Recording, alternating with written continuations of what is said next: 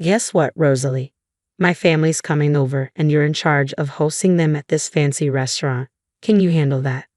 Oh, and by the way, do you know how to manage money? You didn't save anything, did you? Rosalie was puzzled. What do you mean? What's mine is yours. So, this restaurant you own. It's mine too. Everything's free. That sounded crazy to Rosalie. Her husband Kyle seemed clueless, thinking he could just invite the family over and not pay. Something wasn't right. Plus, he didn't seem to get it. He was about to land himself in trouble. Kyle, we can't give everything away for free. But don't worry about the money. I know you don't have savings, and I knew you were inviting the family today. So, I already arranged for someone else to pay in advance. Stop lying. I never mentioned inviting the family, and none of them said anything about being billed. My husband insisted, gesturing toward our relatives. His parents, his brother, his wife, and a few others were chatting with a waitress nearby. He smirked and made fun of them while I struggled not to burst out laughing, my lips twitching. I've been getting ready for this day. I'll do my best to entertain them just like you want, I replied, smiling to myself as I listened to him. Our in-laws approached. Hi, Rosalie. We're here to visit today. What a lovely place this is. Everyone seems to be having a great time, they said warmly, their demeanor a sharp contrast to my husband's. Mom, Dad, thanks for coming. Rosalie's happy you're here. Today's on me, my husband said casually, even though he planned to eat for free. He lied effortlessly, not just to his parents but probably to his brother and other relatives too. He's lied before, but he's so confident he won't get caught because everyone sees him as the perfect son. Rosalie's really been excelling. She took over the restaurant from her late parents and has been running it impressively. It wasn't easy at first, but she turned things around. She's my pride and joy, he boasted to his parents, deliberately praising me, his pride and joy, to deceive them. But in reality, he barely sees me as more than a maid. As he spoke, my in-laws turned to me, nodding in approval. They've always recognized my efforts since the beginning of our marriage. Their kindness shone through their eyes. Meanwhile, my husband subtly changed his expression, silently warning me to keep quiet. Rosalie's been working hard, and Kyle's doing well too. Everything's going smoothly at Brown Trading, right? Your salary's been increasing, hasn't it? They asked. Yeah, that's correct. I'm respected at Brown Trading, and my boss has high hopes for me. I aim to lead my team through actions and results, and I'll keep up the good work, my husband replied confidently.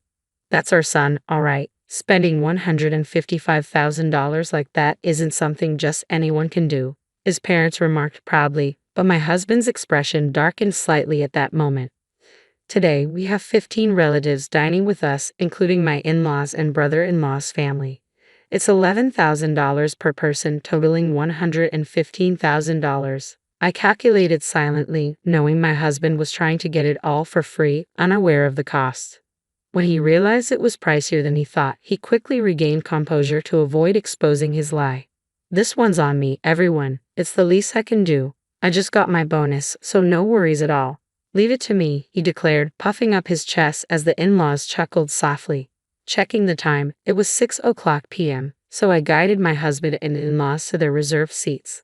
The other relatives followed suit. Just as they were settling in, my husband shot me a creepy grin.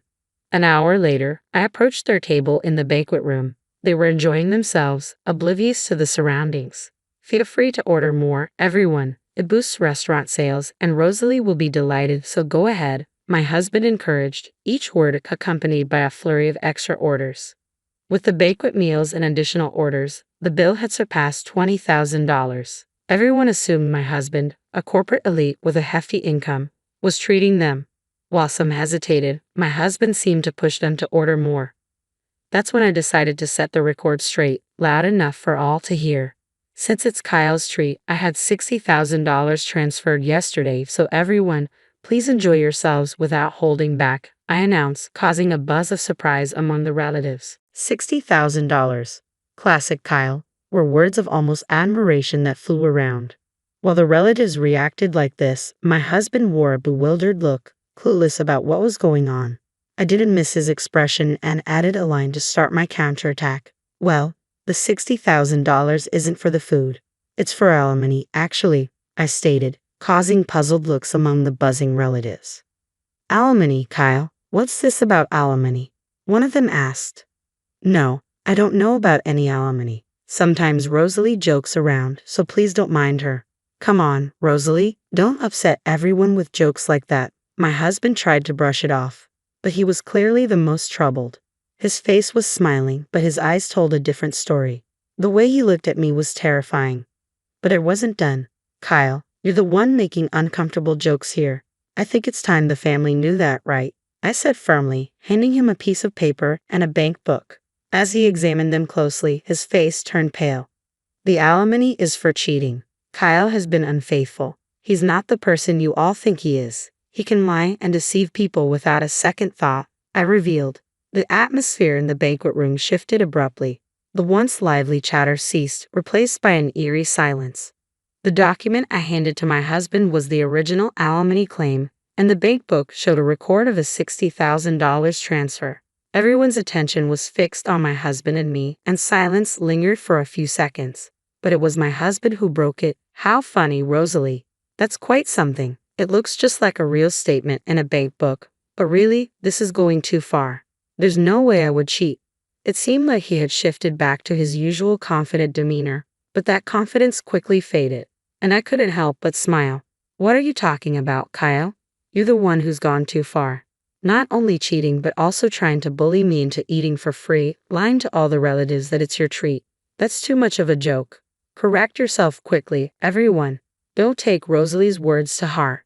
Without needing to say anything, the relatives seemed unable to believe it outright, and no one spoke up. I didn't react to my husband's words either, just watching his actions closely. Gradually, he started to panic. That's when he tried to get his parents on his side. Dad, Mom, tell her to stop these senseless jokes at a time like this. Ah yes, everyone calm down and listen to me, his dad began.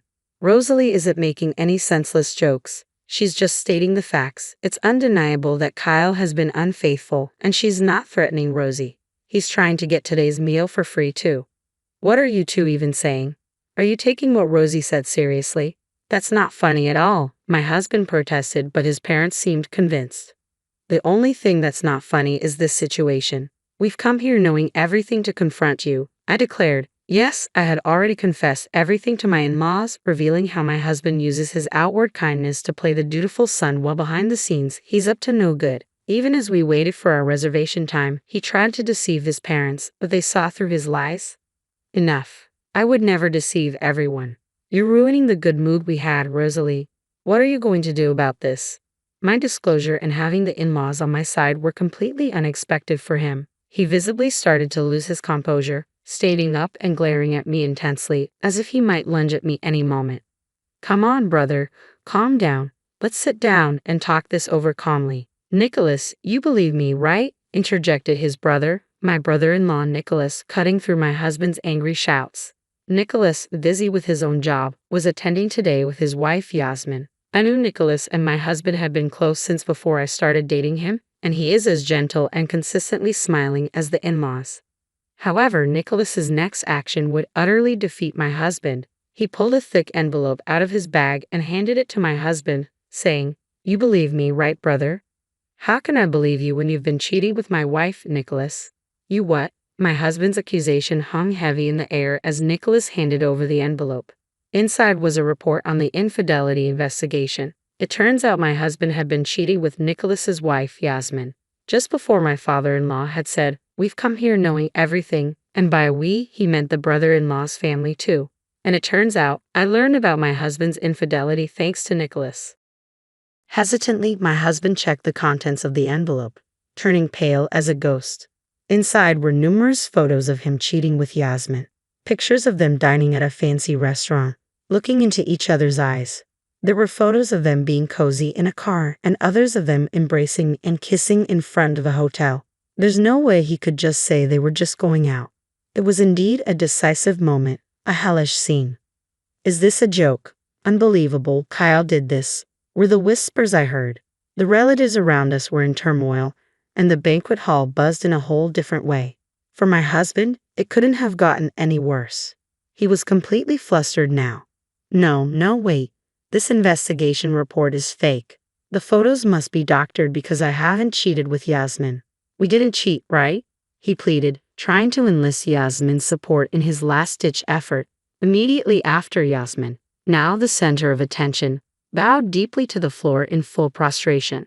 Everyone, I am terribly sorry. I have had an affair with Kyle. Yasmin's confession stunned the room. My husband in particular was visibly shaken. He hadn't anticipated Yasmin fully admitting to the affair. He had been insisting the alimony bill and the bank book were fake, only thinking of himself and taking me for granted. He couldn't have imagined this. Yasmin's earnest apology captivated not only my husband but also the rest of the banquet hall. But it wasn't just my husband who was affected. All the relatives were stunned by Yasmin's admission. As her forehead remained on the floor, she slowly began to speak. It really was just a fling.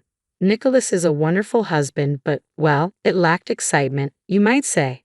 Just doing housework and waiting at home for Nicholas to return, I started to feel like my life would forever be the same. And suddenly, I got bored. When I approached Kyle, he was happy to go along. Everyone listened in silence to Yasmin's voice, mixed with regret and reflection.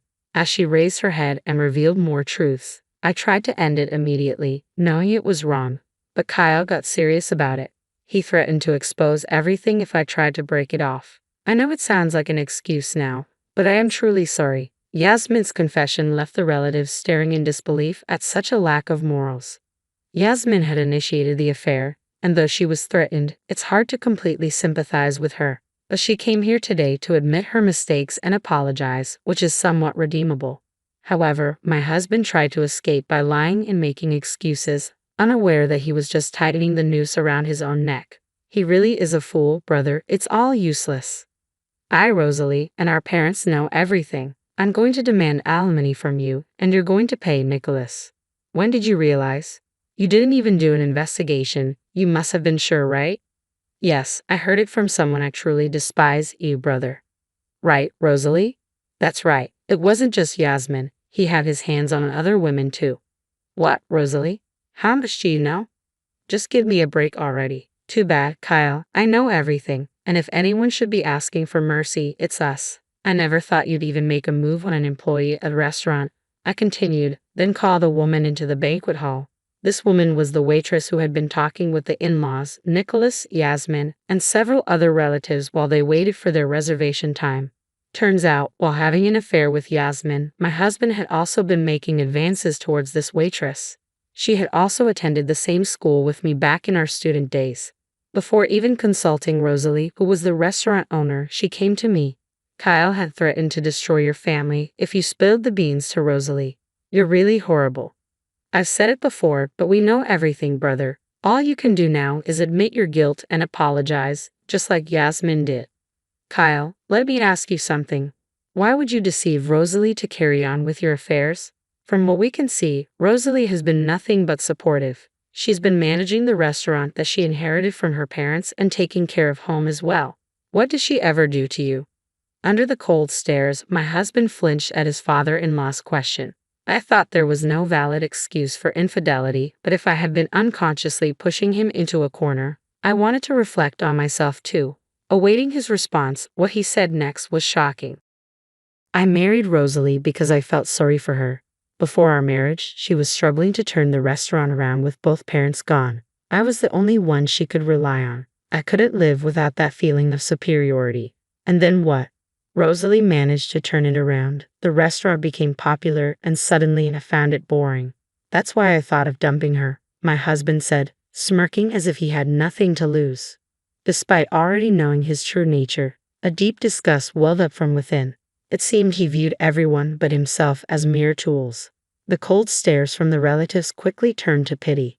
A feeling of superiority felt good, got bored, and decided to dump her. Kyle, do you realize what you're saying? You're successful in your big company because Rosalie supported you. Don't you have any gratitude? No, you're wrong. I succeeded because of my own skills. Besides, isn't it normal for a wife to support her husband? Does a mother serve a father expecting gratitude? No, right? Rosalie served me because she loved me. It's presumptuous to expect gratitude for that, my husband argued. Enough, Kyle. I find you repulsive. We are cutting ties with you, but we will watch you until you take responsibility. Be prepared. Fine, cut ties or whatever. I have a stable job. I can live on my own. In fact, it's a relief, right, Rosalie? You can enjoy life more without me around. I'll pay whatever alimony or anything else, so don't worry." My husband laughed, seemingly without a care. Looking at him, I thought again, he doesn't understand anything, knows nothing at all. Really? You can pay alimony? Aren't you about to be sued by your company, Kyle? A lawsuit for damages isn't cheap, you know, I retorted. What? The company's suing me? That's ridiculous.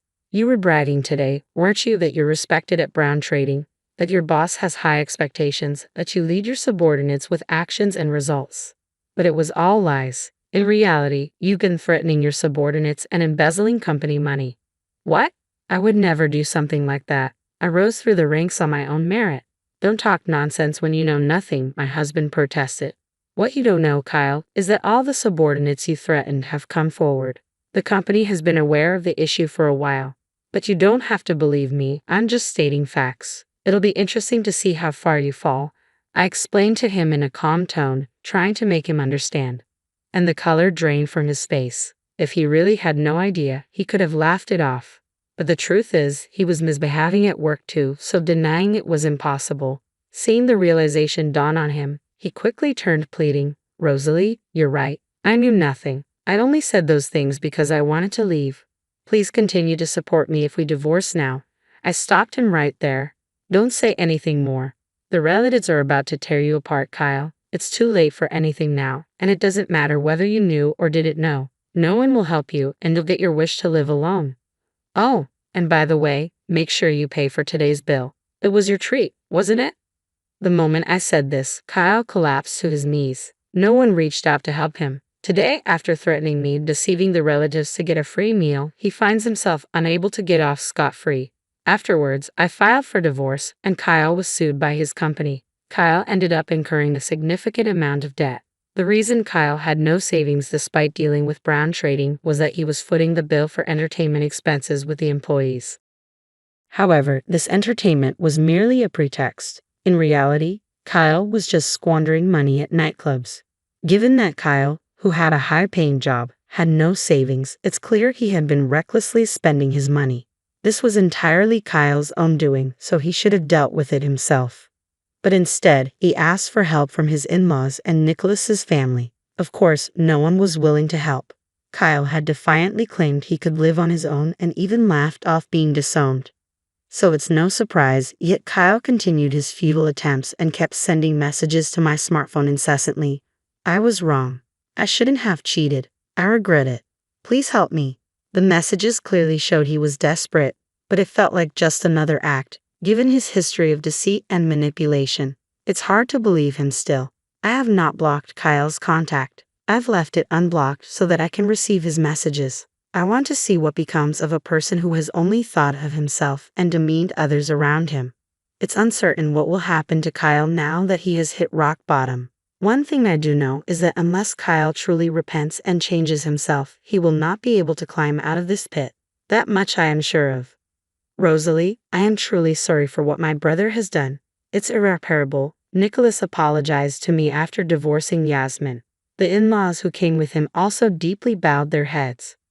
"I am a failure as a parent. I can't believe I didn't see my son's true nature sooner. If only I had realized earlier, this wouldn't have happened. Kyle took advantage of your kindness, Rosalie, and did whatever he wanted. It was our responsibility to stop him. You all don't need to apologize. If anything, I am grateful. I had no one else to rely on, no parents or relatives. So thank you for always being on my side. From the beginning of our marriage, the in-laws and Nicholas have been my allies. That I was able to turn around the inherited restaurant was possible only with their support. They are genuinely kind and always smiling. They showed such fury on my behalf that was incredibly comforting to me, who is utterly alone. I will never forget this warmth for as long as I live.